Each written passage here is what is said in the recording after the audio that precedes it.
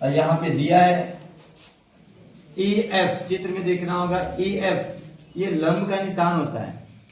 ये जो निशान है इस टाइप का बना हुआ है, इसको कहते हैं लंब है। लंब का मतलब उसके दोनों तरफ 90-90 अंश के कोण बनेंगे।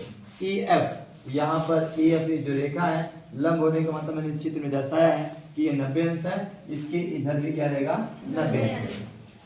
और सीडी पर मतलब सीडी रेखा थी उसी पर ये लंब है। और क्या दिया है जी ई डी, यहाँ पे देखेंगे जी ई डी मतलब ये टोटल जो कोण है इसका मान दिया है 126 अंश 126 डिग्री। ठीक, अब हमको क्या करना है, पहला कोण ए जी ई निकालना है। ए जी ई, ओ माय गॉड, ये तो आंसर हो गया। ये तो सबसे घटिया क्वेश्चन पूछ लिया। आपसे पूछ रहा है कि ए जी ई का मतलब ये वाला कोण पूछ रहा है, और ऑलरेडी दिया है ये भी, ये दोनों रेखाएं समांतर हैं। यहाँ क्वेश्चन में दिया था, क्या दिया था कि जो ए बी है वह समांतर है आपके सी डी के है, ये भी दिया है। अब ये देखिए समांतर का निशान है, तो आप समझ गए होंगे जब दो समांतर रेखाओं को एक फिर एक रेखा काटेगी तो जो यहां पर कोण बनेगा वो यहाँ के एकांतर होगा। ऐसे तो बताया गया था, ऐसे दो रेखा होती है, अगर ऐसे कोई काटती है तो जो यहाँ का कोण होगा इसके एकांतर कोण होगा, और एकांतर कोण आपस में बराबर होते हैं। एकांतर कोण आपस में क्या होते हैं, समझ गए आप?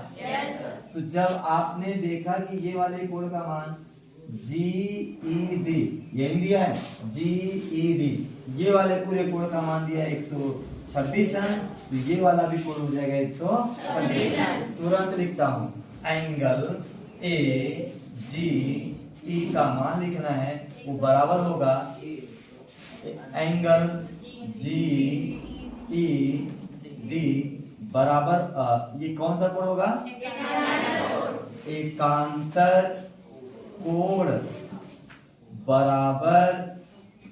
बराबर होते हैं।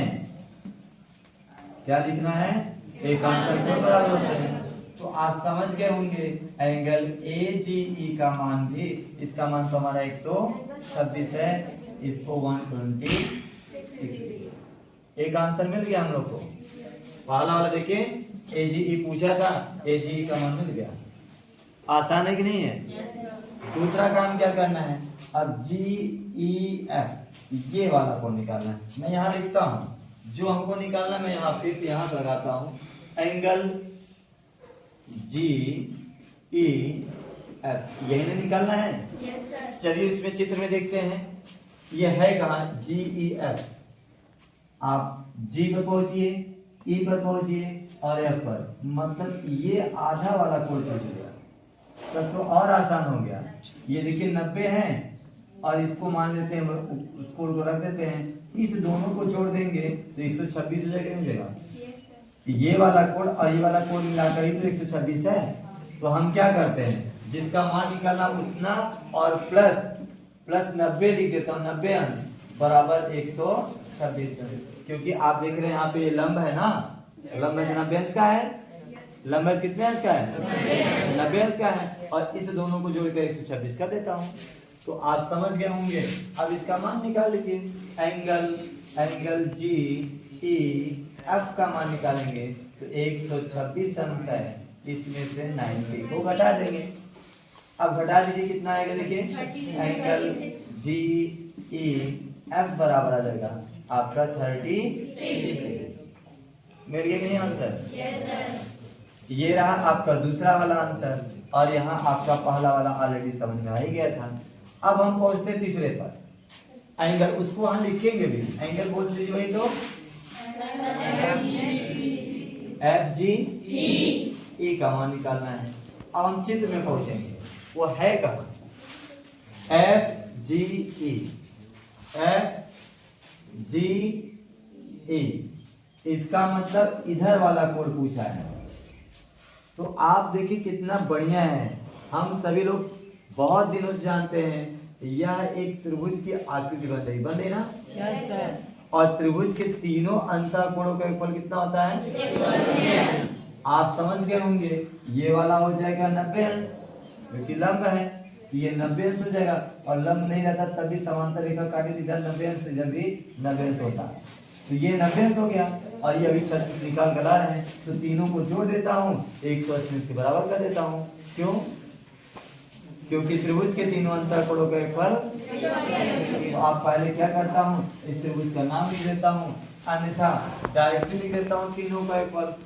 और त्रिभुज का नाम बता दीजिए। हाँ, GEF